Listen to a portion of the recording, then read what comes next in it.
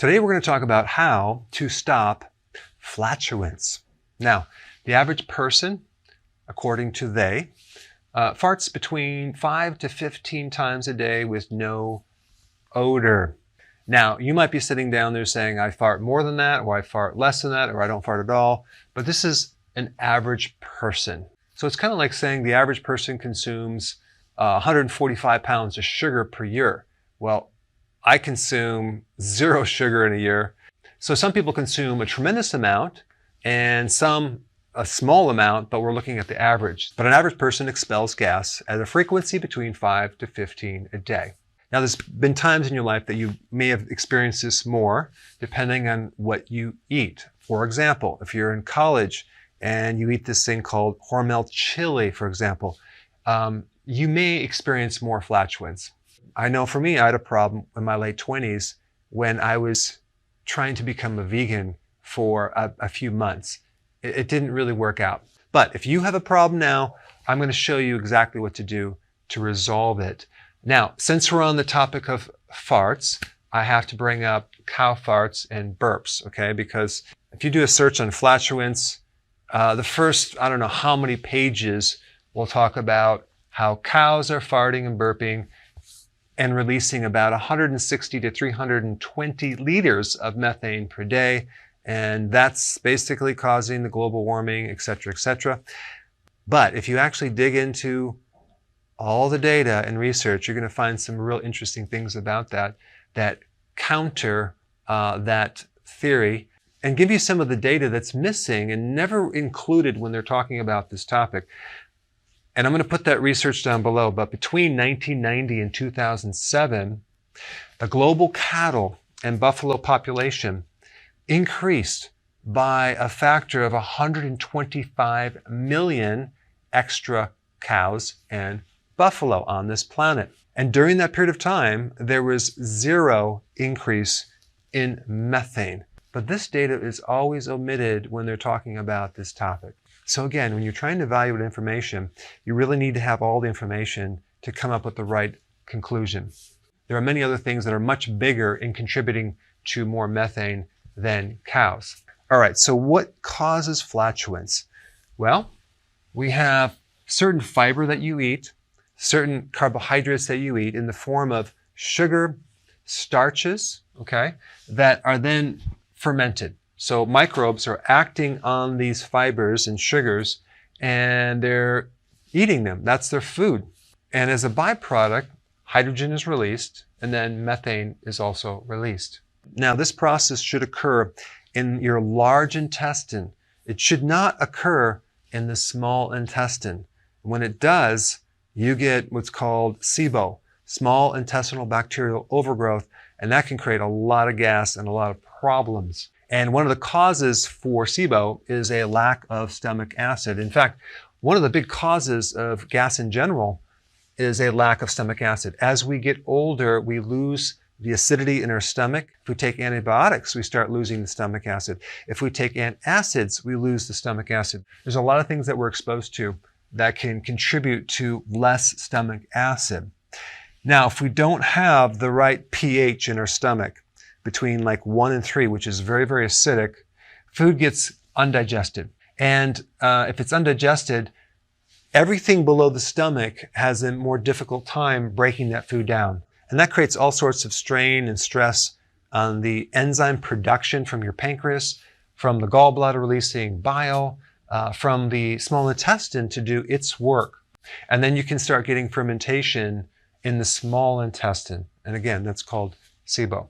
And this is where a person starts consuming fiber, okay, even from vegetables, and they really just blow up like a balloon. And they're confused because they're saying, well, I'm eating this good, healthy food. Why do I feel so bad? They can have very severe bloating and pain and very severe gas. It's simply because you have these bacteria that are in the wrong place and we're getting fermentation in the wrong place. So here's the solution to lack of stomach acid. Betaine hydrochloride. The chloride contributes and improves the hydrochloric acid, okay? So this breaks down and helps you build up your stomach acid. It works great. These come in tablets. You can take a couple, okay, it might make a slight difference, but I always recommend take a little bit more because sometimes you might need 6, 7, 8 at a time to create the effect that you want, especially in the beginning. And over time, you'll need less and less and less because your body will start just making more to the point where you won't need any help building your stomach acid.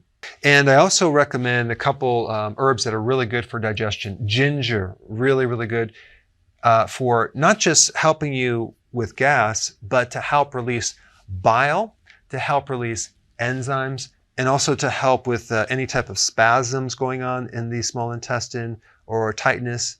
So it just allows you to relax more in that area so you can digest. Any type of mint is really good for digestion, and fennel. Now, what about apple cider vinegar? Is that good? Well, if you actually look up some of the credible sites on Google, it'll tell you there's no research that says that drinking apple cider vinegar will help you with digestion. But my opinion is I don't really care if there's a study or not. I know it works. I've done it myself. I've given it to my patients. It works on a lot of people. And who's going to spend the money on the research on apple cider vinegar? Unless you own an apple cider vinegar company, no one's going to spend that money. Instead, most of the money in researching digestive problems is going to be funded by medication. Who can afford to spend money on research on digestive problems? Pharmaceutical companies. Not your average Joe that wants to do a study on apple cider vinegar. But there is some research on acetic acid and slowing your digestion down so the enzymes in your small intestine can start acting on the food and contribute to more complete digestion. And so the faster the food goes through your digestive system, the less complete the digestion is going to be. I mean, just think about if someone has diarrhea, right? Food could go right through you undigested. But if there's something that can slow down the digestion, like apple cider vinegar, and consuming enough fat at the meal, the rest of the digestive juices can act on that food and really break it down to the point where you don't get these problems with gas and extra methane and bloating and other related symptoms. So both betaine hydrochloride and apple cider vinegar are really good to reduce flatulence and hopefully get rid of it completely. All right, now let's talk about food intolerances like lactose intolerance, right? This is not a true allergy, but you're just intolerant because you don't have the enzymes to break down this milk sugar. So anything dairy can create a lot of gas. A lot of people have a problem with this. Now you can take enzymes for that or just avoid dairy. Then you have gluten. A lot of people have an allergy to gluten and some people don't, but they have an intolerance for gluten. And that can create a lot of gas, bloating, pain, arthritis, etc. So the good thing about what I recommend is if you're on healthy keto, you're not going to have to worry about it because you're not going to be consuming gluten or grains for that matter. But for any type of intolerances, you can always take more enzymes. You can also take probiotics to help fortify the microbes so they can make more enzymes. I found a lot of people that have food allergies, if they take certain probiotics, they can actually reduce their food allergies. Okay, then we have what's called gas-producing foods, like fruit is a big one, right? Beans, legumes, starches like potato, rice, things like that, grains, sugars, certain cruciferous vegetables like Brussels sprouts, okay, broccoli, cabbage. Then you have like onions and garlic. These are very gas producing for certain people. Other people can consume them without a problem. But if you are on the ketogenic plan, you're not going to be doing fruit, you're not going to do beans, you're not going to do starches, you're not going to do sugar, so you're going to be in good shape. Now, if you have a problem with cruciferous vegetables, there are other vegetables that will not produce gas, like lettuce, tomato, zucchini, olives, and avocado. Okay, so just eat more of these right here. I will say, when I recommend the healthy version of the ketogenic diet, I recommend that people consume a lot more greens and salads and vegetables. However, for some people, they don't have the microbes to handle that much fiber. So you want to go slow and you want to gradually go into it. But a good percentage of the people just jump right in. They have a really big salad each day and there's no problem. but the benefit of the fiber to feed the microbes, as well as the potassium, the magnesium, the vitamin C, and all those phytonutrients can greatly help a person and take their health to a whole new level. All right, number 4, sugar alcohols. When someone starts the ketogenic diet, inevitably they're going to be really into all these really cool desserts you can now have and make with these little keto cookies, and they have little bars, and they're filled with these keto-friendly fiber, like corn fiber, and other fibers like dextrin that are considered keto-friendly that create a lot of gas for people. Inulin might create a lot of gas, and it's in a lot of different keto-friendly products. Inulin is a type of fiber.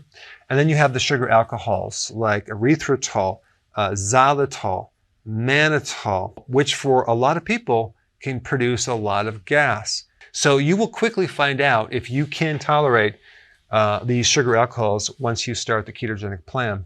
I think a lot of people, when they start keto, they go overboard and just consume a lot of this stuff. I would just recommend testing the waters, do a little bit.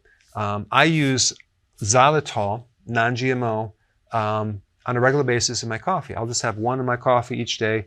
I'm good. It creates no problem whatsoever. But I just wanted to bring up sugar alcohols because that is definitely one source of flatulence. Number 5, chewing gum, especially if you have your mouth open, you can be swallowing a lot of air. Eating with your mouth open, okay, you can swallow a lot of air, and that could end up with some gas. So eat with your mouth closed. And if you're going to chew gum, keep your mouth closed. All right, number 6, carbonation, right? Now, there's a lot of carbonated flavored water drinks out there that can add more gas in the system and end up with flatulence. Now, before you go, there's a very interesting video on apple cider vinegar that I've gotten over 14 million views. You have to check this out if you haven't seen it before. I put it right here.